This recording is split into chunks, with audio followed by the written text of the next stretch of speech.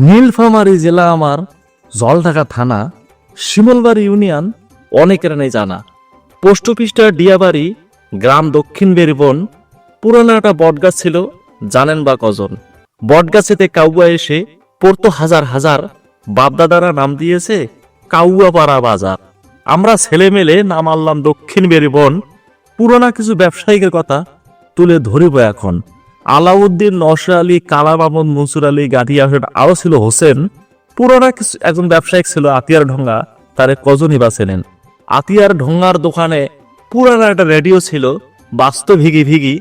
আতিয়ার ঢঙ্গার দোকান নাই, পড়ে আছে ডিগি। তবে বেরিবনের আশেপাশে আছে নখরের ঘাট, ভোলার ঘাট, বারোমাসি ঘাট। বেরিবনে আবার অবস্থিত ফুটবল খেলা মাঠ। ছাত্রছাত্রী লেখাপড়া করে গড়ছে সোনার জীবন। বেরিবনে আবার শিক্ষার জন্য আছে চারতলা ভবন। সন্ধ্যার সময় আজান দিলে কেউ থাকে না ঘরে। বেরিবনে দোতলা মসজিদে সবাই নামাজ পড়ে। তবে বেরিবনে গেলে আবার কিছু স্মৃতি মনে পড়ে। আলাউদ্দিন, আবুল মেম্বার, হোসেন ইসলাম, নুন নাম্বার, এদের স্মৃতিগুলো আমার খুবই মনে পড়ে। তবে এরা দুনিয়াতে নেই। মন থেকে করবেন দোয়া, আল্লাহ যেন তাদেরকে বেহেশত নসিব করে। তবে আমি সাদেক খান, করবেন একটু সাপোর্ট। বেরিবনে কালকে যার ছিল ডাপট, আজকে ডাপট শেষ। সবাই মিলে গড়বো আমরা সোনার বাংলাদেশ। ধন্যবাদ সবাইকে।